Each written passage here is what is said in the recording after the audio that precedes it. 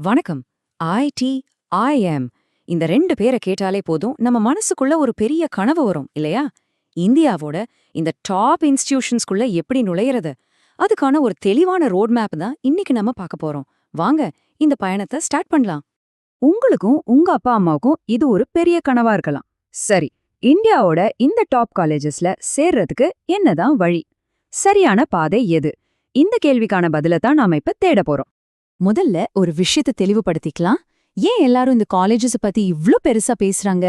IIT அல்லது ஐஐஎம்க்கு ஏன் இவ்ளோ முக்கியத்துவம்? வாங்க பார்க்கலாம். அப்போ இந்த இன்ஸ்டிடியூட்ஸோட மதிப்பு எங்கிருந்து வருது? யோசிச்சு பாருங்க.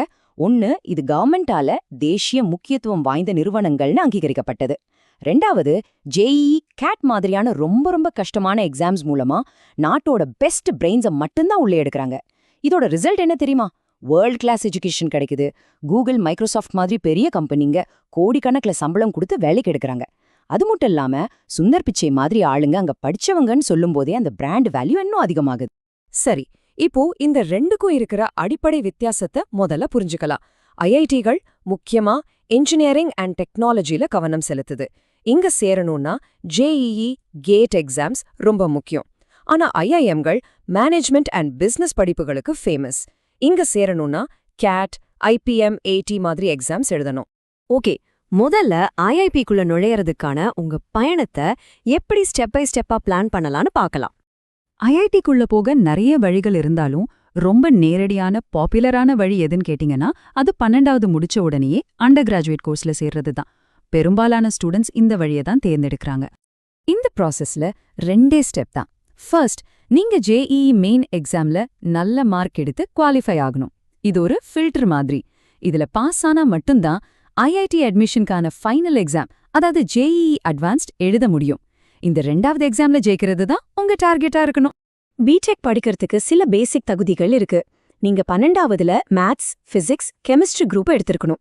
ரொம்ப முக்கியமா ஜேஇஇ அட்வான்ஸ்ட் எக்ஸாம்ல ஒரு நல்ல ரேங்க் வாங்கியிருக்கணும். இதுல ஓபிசி, எஸ்சி, எஸ்டி, இடபிள்யூஎஸ் மாதிரி பிரிவினருக்கு ரிசர்வேஷன் சலுகைகளும் இருக்கு. ஒருவேளை நீங்க உங்க டிகிரிய வேற காலேஜ்ல முடிச்சிட்டீங்களா? கவலையே வேண்டாம். போஸ்ட் கிராஜுவேஷன் படிக்கவும் ஐஐடில வாய்ப்புகள் இருக்கு.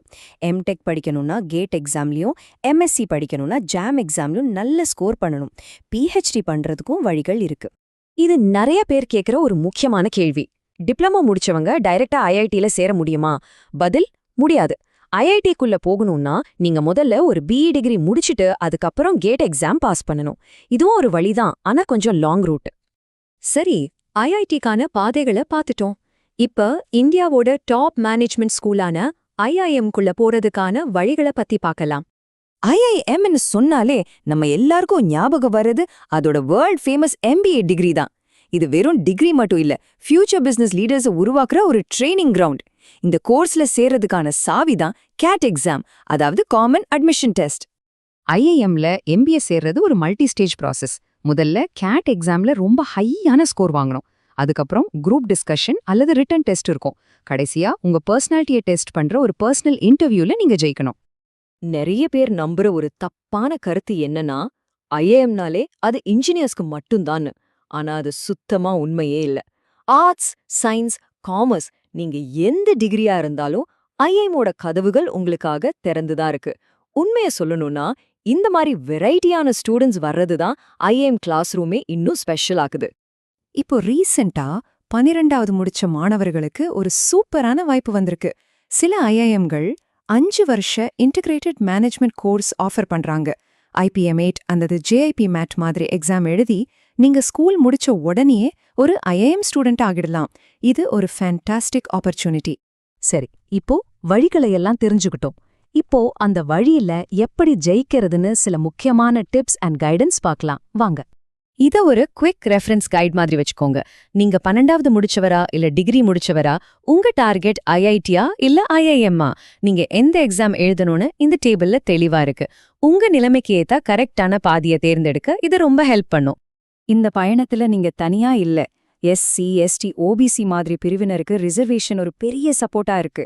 குறிப்பா பொண்ணுங்களோட எண்ணிக்கையை அதிகரிக்க ஐஐடிகள்ல அவங்களுக்காகவே ஸ்பெஷலா சூப்பர் நியூமரரி சீட்ஸ் வச்சிருக்காங்க. பண கஷ்டம் பத்தி கவலைப்படுறவங்களுக்கு நிறைய கவர்மெண்ட் ஸ்காலர்ஷிப்ஸும் இருக்கு. ஐஐடிக்கே ப்ரிப்பேர் பண்ற ஸ்டூடெண்ட்ஸ் கவனிக்க வேண்டிய விஷயங்கள். உங்க ப்ரிப்பரேஷனை 9th இல்ல 10thல இருந்தே ஆரம்பிக்கிறது ரொம்ப நல்லது. என்சிஆர்டி புக்ஸ் தான் உங்க பைபிள். கோச்சிங் சென்டர் போனாலும் செல்ஃப் ஸ்டடிக்கு நிறைய டைம் ஒதுக்குங்க. முடிஞ்ச அளவுக்கு மாக் டெஸ்ட் நிறைய எழுதி பார்க்கறது உங்க சக்சஸ் ரேட்டை கண்டிப்பா அதிகப்படுத்தும்.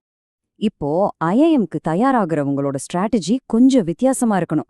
நீங்க குவான்ஸ், வெர்பல், லாஜிக்கல் ரீசனிங் இந்த மூணுலயும் கவனம் செலுத்தணும். டெய்லி படிக்கிற பழக்கம் ரொம்ப ரொம்ப முக்கியம்.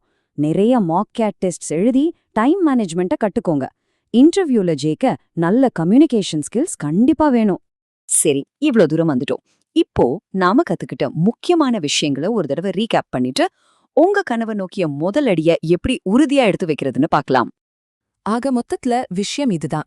நீங்க ஞாபகம் வச்சுக்க வேண்டிய ஒரே லைன், ஐஐடி போகணும்னா உங்க டார்கெட் ஜேஇஇ அல்லது கேட் எக்ஸாம், ஐஐஎம் போகணும்னா உங்க கவனம் கேட் அல்லது ஐபி மேட் எக்ஸாம்ல இருக்கணும்.